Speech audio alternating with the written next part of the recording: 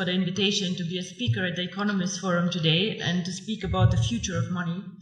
My name is Dr. RUJA IGNATOVA. I hold a PhD in law. I have always been very interested in financial services and worked about 6 years with McKinsey in Eastern Europe, actually when the crisis hit us really, really bad. I was spending my time in Russia with Sberbank, and it was an interesting time.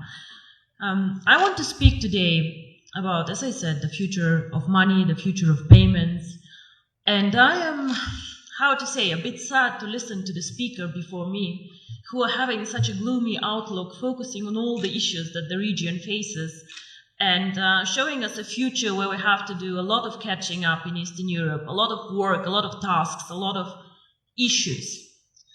So I would like to take a bit of a different approach. I would like to show people that Eastern Europe can innovate, that Eastern Europe can bring growth, that we are not just a follower country catching up, but actually that we also can show the world that we can do a lot. Our company, which is very young, 1.5 years old, actually writes history currently with cryptocurrency. Onecoin currently reached a market capitalization of $1 billion 3 days ago, which makes me extremely proud. And we have a network of 650,000 users, over 190 countries, and we come from Eastern Europe. We started actually in this country, we had the idea in this country, and we do not only describe the future of money, actually we take a very active approach of shaping the future of money. So, Southeastern Europe is a very good place to live, and I'm born here. I have been not raised here the whole time, but I feel home here. But however, even we cannot take an isolated approach and see ourselves as an own microcosmos. The world is getting smaller and smaller. We are living in a world with globalization. Technology is developing at a speed that makes me dizzy sometimes, seeing what happens around us.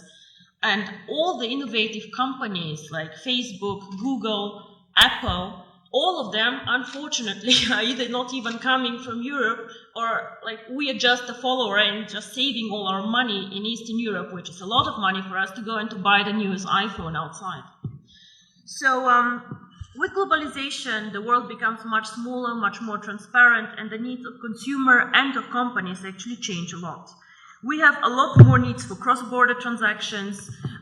Even as a simple customer, I have to do a lot of shopping, a lot of things outside my country. So, of course, this is a need that we need and we have to address with a company. So, what is the future of money? In my opinion, the future of money, or a big part of the future of money, will be outside the banking system as we know it today. Traditional businesses either will change or new entrants will come in the market. One of the most spectacular entrants that I've been following now for about 5 years is Bitcoin. Now, Bitcoin is a cryptocurrency, the first cryptocurrency, the biggest cryptocurrency currently. And these people who created Bitcoin, nobody officially knows who they are, have my fullest respect for the innovation, disruption, and value creation that they actually did to the financial market. Of course, wherever there's value creation, speculators come, and a lot of turmoil can happen, but these people created something new and something really exciting. Bitcoin and the blockchain technology, which makes financial services independent from governments, independent from regulators even, and independent from banks as we know them, already starts changing the world we live in. However, Bitcoin until now and the more sophisticated cryptocurrencies have been a payment system, an investment system for the either very sophisticated people out there with a very, very solid IT background, for the smart ones, or for the elite who has a lot of money and diversifies their portfolio with a new exotic investment like Bitcoins. The market is still not very big, with a market capitalization fluctuating between 2 and 3 billion, transactions happening every day about 200 million euro. So we still have a lot of potential to grow in the cryptocurrency market, but we see a start. So We have been, or are we still an emerging market? I'm not sure what is politically correct to say, but emerging markets are out there. And we can speak about Latin America, we can speak about Asia, we can speak about Africa, extremely interesting market actually, which is like catching up now. And we can speak about also the small Asian countries. In all these countries, we have an issue that we also had here actually, a lot of people who are underbanked, unbanked, or just forgotten by the big players. Why? Because they're poor, because they have needs that are not that interesting in the transactions, or simply because some of these people do not have proper documents. I have been in countries where people, every one of them has a smartphone, but has no proper ID card. So how do these people bank? I have been in Singapore and seeing Indian people working very, very hard to support families in India. How do these people send money to their families and to their loved ones? Remittance business in Dubai, all the Filipinos working there and pushing economy. What do these people do? What they do is they either go to a bank to do foreign exchange, they go to a Western Union outlet, and they pay high fees. Because why? We as a financial sector charge always most the ones who are the poorest, who are like the ones with the needs that nobody else can serve.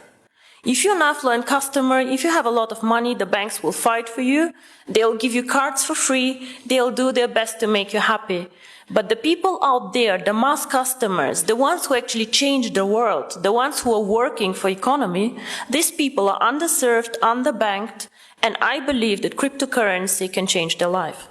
And not only me, actually, I think Bill Gates believed the same and said that cryptocurrency can make a huge difference for emerging markets. So, what is really the future of money? I believe that if cryptocurrency is spread out there to the mass market, to people who can be made understand cryptocurrency, and as you say, cryptocurrency sounds very, very complicated, hidden, complex. Can I do it? If we manage to make cryptocurrency actually accessible to people out there who are smart enough to understand a smartphone, who are smart enough to move and to work in an Asian country, if we make it simple, we can become actually the next mass phenomenon, like Google, like Facebook, become a network of active users. Until now, cryptocurrency did not make the leap, in my opinion, because it is not user-friendly, because it's not easy to use for the mass market, and because people perceive it as very difficult.